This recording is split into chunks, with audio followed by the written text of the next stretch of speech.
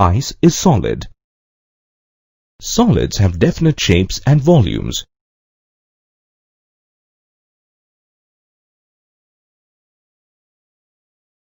Why can't you walk on water, just like you did on the snow? You can't walk on water because it is a liquid, and liquids do not have definite shapes. However, liquids do have definite volumes. Liquids also take up the shape of the container they are in. Watch out for those clouds. There could be heavy turbulence in them. Can you sit on the clouds or surf on them as you would do on snow or in water? You can't, because clouds are made of water vapor, which is the gaseous state of water. Gases do not have definite shapes or volumes. This lesson is about the states of matter and how matter is composed of particles whose behavior determines the states of matter. On completion of this lesson, you will be able to define the word matter, list the properties of solids, liquids, and gases, list the attributes of the particles of matter, and explain the three states of matter in terms of the attributes of the particles of matter.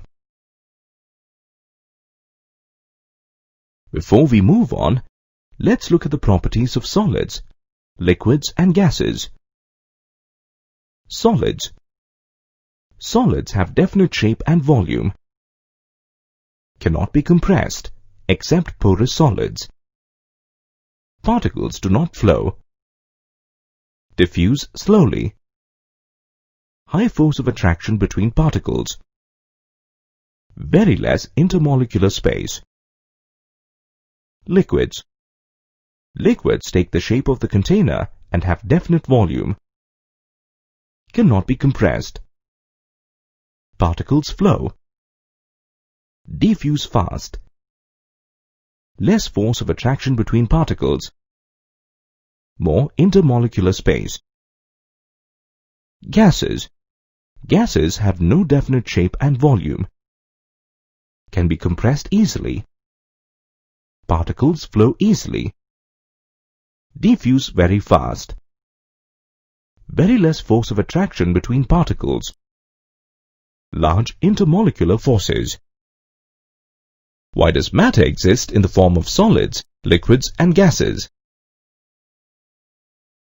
What is matter?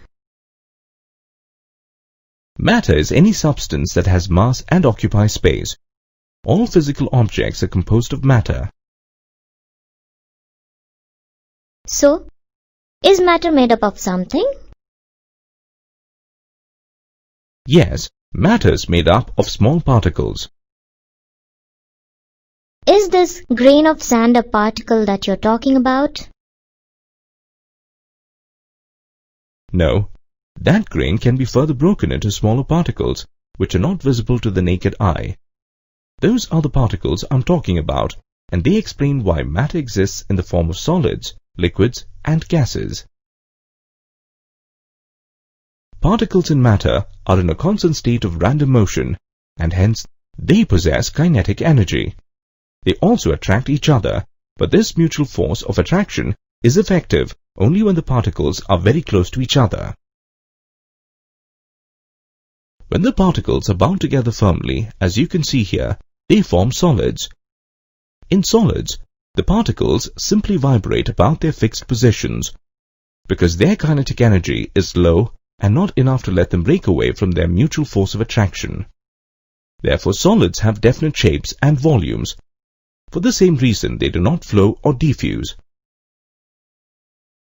In liquids, the kinetic energies of the particles are more than in solids, and the particles are not bound to any fixed positions. They move around freely, at random, throughout the liquid. However, they do not have enough kinetic energy to break out of the boundary of the liquid mass. That explains why liquids do not have definite shapes and flow or diffuse freely, but they do have definite volumes. Also, compared to solids, there are more spaces between the particles of liquids, but not enough to make liquids compressible. In gases, the particles are not packed together at all, because their kinetic energies are high enough to let them break away from any boundaries. They are free to move around in random motion. That is why gases have no definite shape or volume, and they flow and diffuse easily. They collide with each other and with the walls of their container. That's how a gas exerts pressure on its container. Also because the spaces between the particles are large, gases are highly compressible. Now I understand. Just let me summarize what you said. Solids.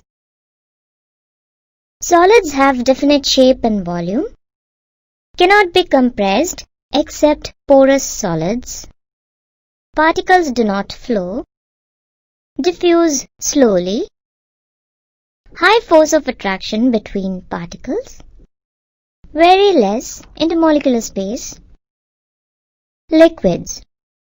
Liquids take the shape of the container and have definite volume, cannot be compressed, particles flow, diffuse fast, less force of attraction between particles, more intermolecular space. Gases. Gases have no definite shape and volume, can be compressed easily, particles flow easily, diffuse very fast, very less force of attraction between particles, large intermolecular space,